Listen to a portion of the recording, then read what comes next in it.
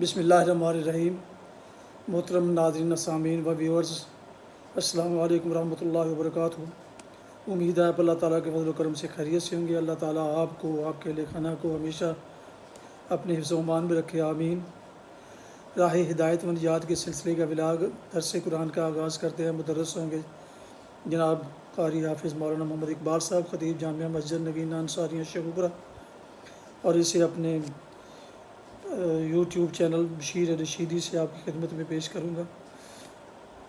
یہ روحانی اور قرآنی سلسلے کا ولاگ روزانہ تقریباً روزانہ اس چینل پر اپلوڈ کیا جاتا ہے، جو کہ سراسر باعث خیر، باعث برکت اور باعث ثواب بھی ہے۔ لہٰذا اس چینل کو اگر آپ نے ابھی تک سبسکرائب نہیں کیا تو پلیز سبسکرائب کر کے بیل آئیکن کو ضرور پریس کیجیے گا، تاکہ آنے والے ایسے روحانی اور قرآنی ولاگز اور نوٹیفیکیشن آپ کو باقاعدہ اور بر وقت پہنچتے رہیں۔ شروع کرتے ہیں درس قرآن۔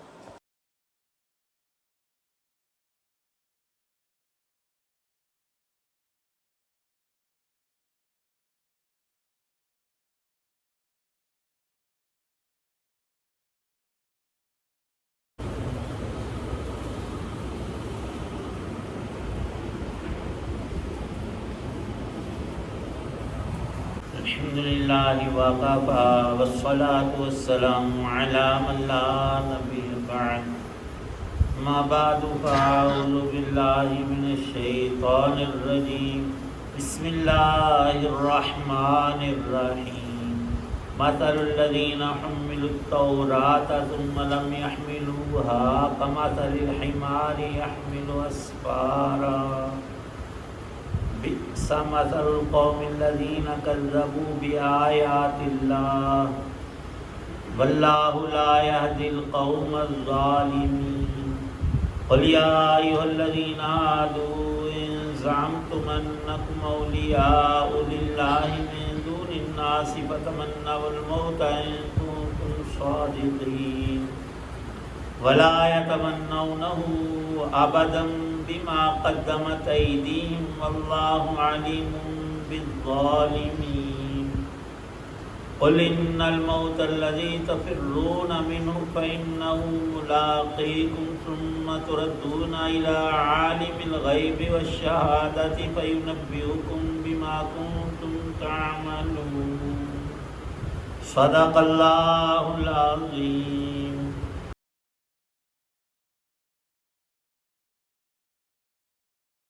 جن لوگوں پر تورات کا بوجھ ڈالا گیا، پھر انہوں نے اس کا بوجھ نہیں اٹھایا، ان کی مثال اس گدھے کی سی ہے جو بہت سی کتابیں لادے ہوئے ہو۔ بہت بری مثال ہے ان لوگوں کی جنہوں نے اللہ کی آیتوں کو جھٹلایا، اور ایسے ظالموں کو اللہ ہدایت تک نہیں پہنچاتا۔ اے پیغمبر علیہ الصلاۃ والسلام، ان سے کہو کہ اگر تمہارا دعویٰ یہ ہے کہ سارے لوگوں کو چھوڑ کر تم ہی لوگ اللہ کے دوست ہو، تو پھر موت کی تمنا کرو اگر تم سچے ہو۔ اور انہوں نے اپنے ہاتھوں جو اعمال آگے بھیج رکھے ہیں، ان کی وجہ سے یہ کبھی موت کی تمنا نہیں کریں گے، اور اللہ ان ظالموں کو خوب جانتا ہے۔ کہو کہ جس موت سے تم بھاگتے ہو وہ تم سے آ ملنے والی ہے، پھر تمہیں اس اللہ کی طرف لوٹایا جائے گا جسے تمام پوشیدہ اور کھلی ہوئی باتوں کا پورا علم ہے، پھر وہ تمہیں بتائے گا کہ تم کیا کچھ کیا کرتے تھے۔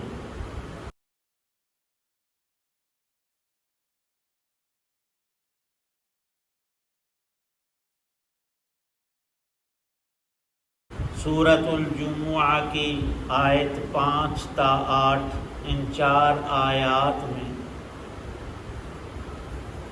اللہ تعالی شانہ نے امت کے پہلے سب سے اعلیٰ اور بہترین طبقے کے بیان کے بعد جو مستقبل کے اندر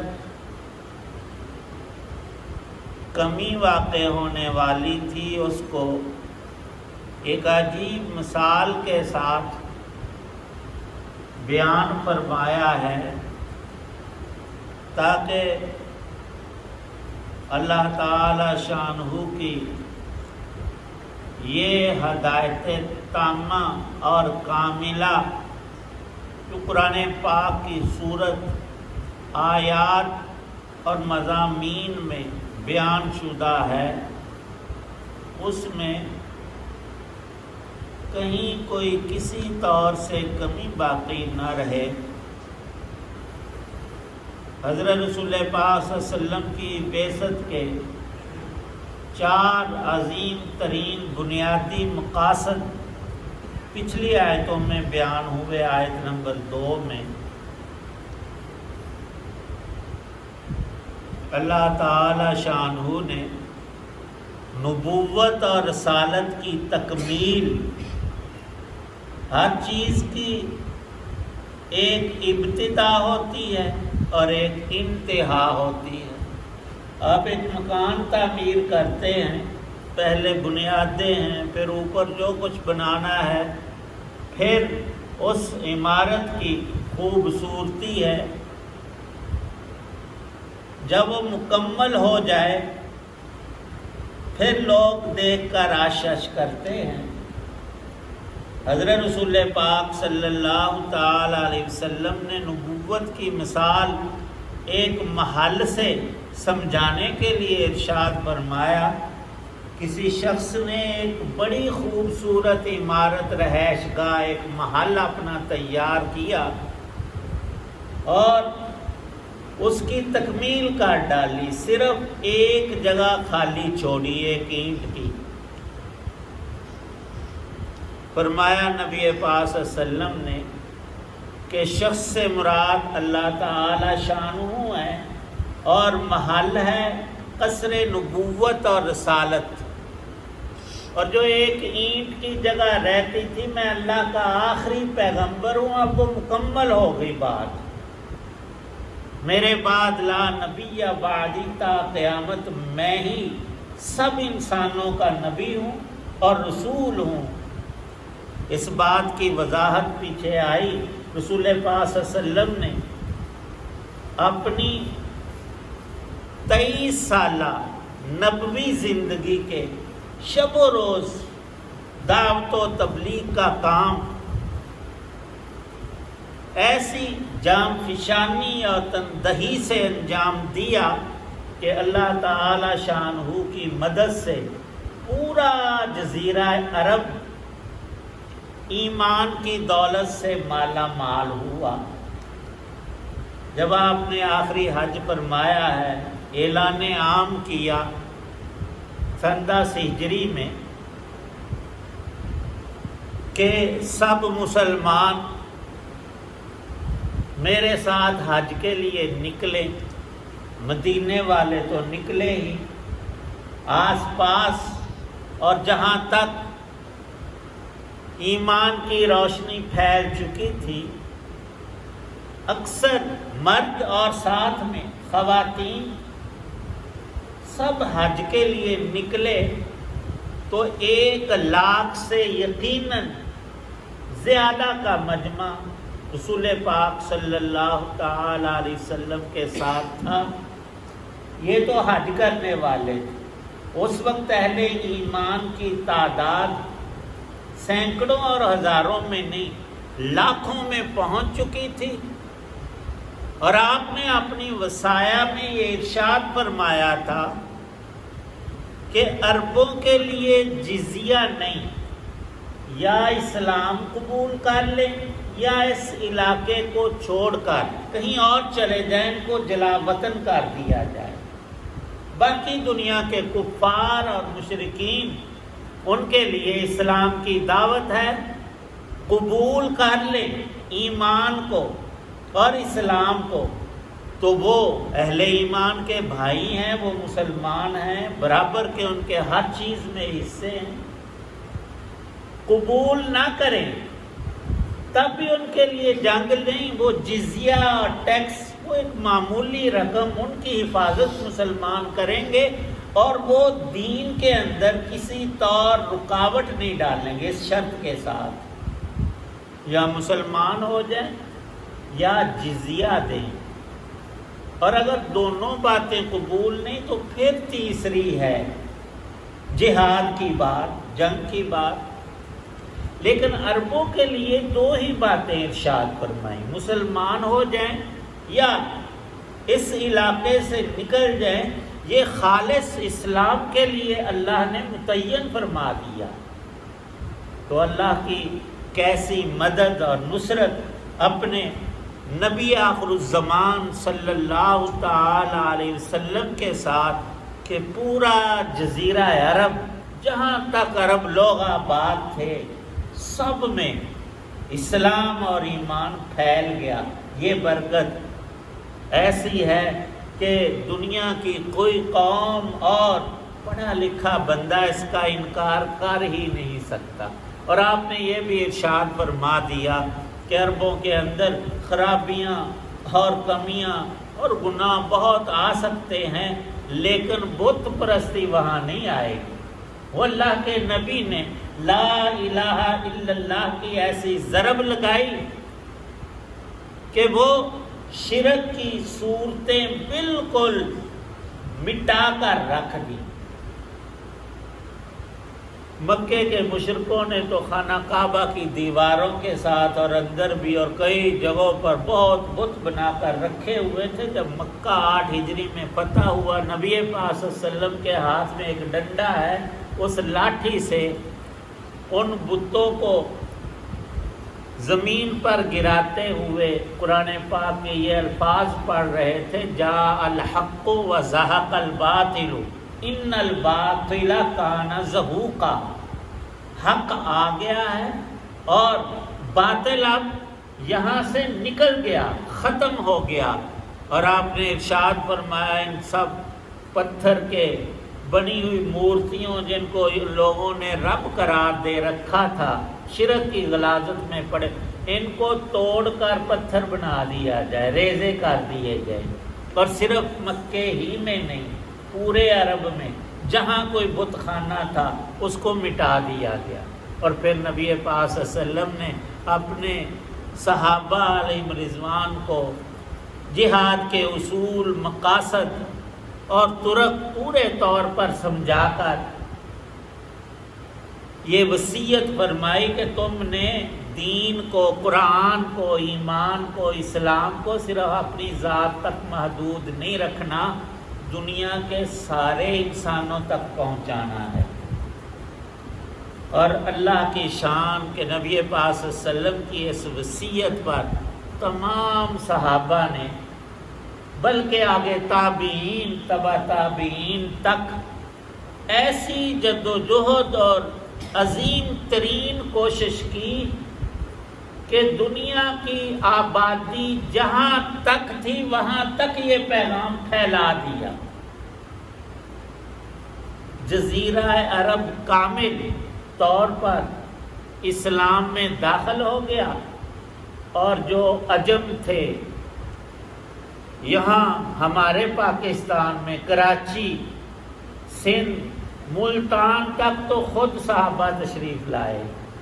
پھر آگے دور ہے تابعین کا، اسی طرح دنیا بھر کے تمام خطوں میں اللہ نے اسلام کو پھیلا دیا۔ اور پھر آخری طور پر آپ نے پیشین گوئی، رسول پاک صلی اللہ علیہ وسلم نے یہ ارشاد فرمائی کہ نزول عیسیٰ اور مہدی علیہ السلام کے دور میں دجال کو قتل کر کے سارا باطل نظام اللہ پاک اپنے ان نیک بندوں کے جہاد کے ذریعے بالکل ملیا میٹ کر کے اسلام اور ایمان کو ہر کچے پکے گھر میں تمام انسانوں تک پہنچا دیں گے۔ اور وہ وقت آئے گا کہ زمین پر، روئے زمین پر صرف ایمان والے ہی ہوں گے، لیکن ہر عروج میں پھر اللہ نے زوال رکھا ہے، اس کا مشہور واقعہ بھی ہے، نبی پاک صلی اللہ علیہ وسلم کی ایک اونٹنی تھی، عذبہ اس کا نام تھا، وہ دوڑ میں سب سے آگے نکلتی تھی۔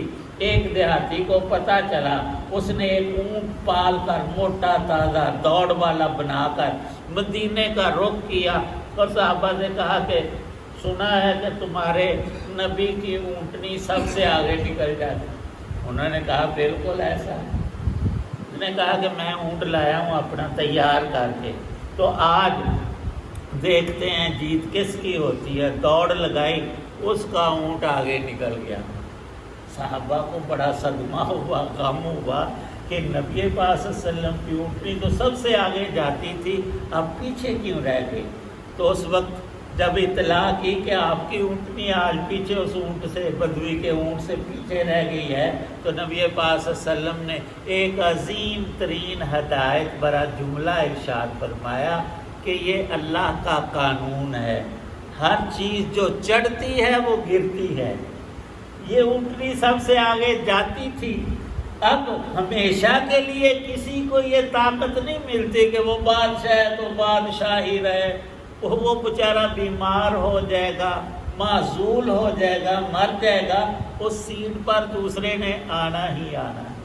لیکن انسان بدمست ہو جاتا ہے، عقل کھو دیتا ہے، کچھ نعمتیں زیادہ ہو جائیں پھر مغرور اور ظلم پہ اتر آتا ہے۔ ان آیات میں یہ ہدایات دی گئی کہ اس کمزوری کے زمانہ میں ایک مثال یاد رکھنا، گزشتہ قوم کی، تم ان کی طرح نہ ہونا، وہ قوم یہود ہے، وہ حضرت موسیٰ علیہ نبینا علیہ السلام پر ایمان لانے والے لوگ ہیں۔ ان کے بعد کے زمانے والوں نے کیا کچھ خرابیاں کی، اس کا لب لباب اتنا ہے کہ اللہ کی کتاب تورات شریف سے وہ ہٹ گئے۔ اشارہ ہے کہ مسلمانوں پر بھی زوال آئے گا، یہ کتاب کو چھوڑ دیں گے، گانے باجے دنیا کی ساری چیزوں کا انہیں پتہ ہوگا۔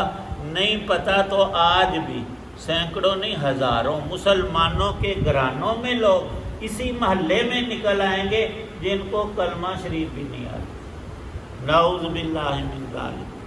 تو فرمایا اللہ نے، انہوں نے بے عملی اور پھر بد عملی میں پڑھ کر اپنی نسلوں کو برباد کیا۔ اے مسلمانوں تم ایسا نہ کرنا، اللہ کی کتاب کو سینے سے لگانا، اللہ کے رسول کی ہر سنت کو زندہ کرنا اور ایمان اور اسلام کی بہار کو کبھی بھی خزاں میں بدلنے نہ دینا، یہ سب سے بڑی کامیابی ہے۔ اور اس کا طریقہ بھی ارشاد فرمایا ان 4 آیات میں، ان کی تھوڑی سی توضیح انشاءاللہ العزیز کا عرض کریں گے۔ وآخر دعوانا الحمدللہ رب العالمین والصلاة والسلام علی رسول النبی اللہم صلی علی سیدنا محمد وآلہ بقدر حسنہ و جمالہ۔ یا اللہ پاک سب بیماروں کو شفا عطا فرما، پریشان حالوں کی پریشانیاں دور فرما، جتنے حضرات دعا میں موجود ہیں سب کی نیک دعاؤں کو قبول فرما۔ رب ارحمہما کما ربیانی صغیرا، توفنا مسلما والحقنا بالصالحین، اللہم اجرنا من النار وادخلنا الجنۃ مع الابرار، اللہم اجعل القرآن ربیع قلوبنا ونور صدورنا، صلی اللہ تعالی علی خیر خلق محمد وعلی آلہ واصحابہ وآل بیتہ اجمعین۔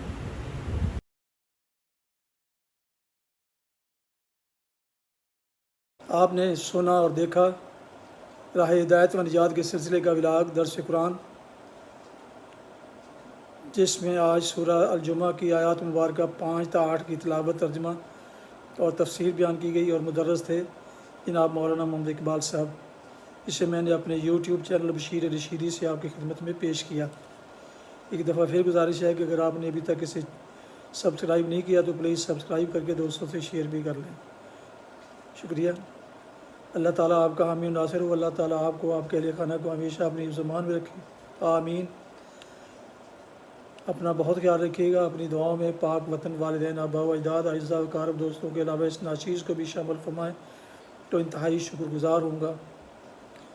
آج کا ولاگ ختم کرتے ہیں اس دعا کے ساتھ کہ آپ کے اہل خانہ دوستو احباب اعزاء کار جہاں بھی رہیں خوش رہیں، آباد رہیں، شاد باد رہیں، آمین۔ السلام علیکم ورحمۃ اللہ وبرکاتہ۔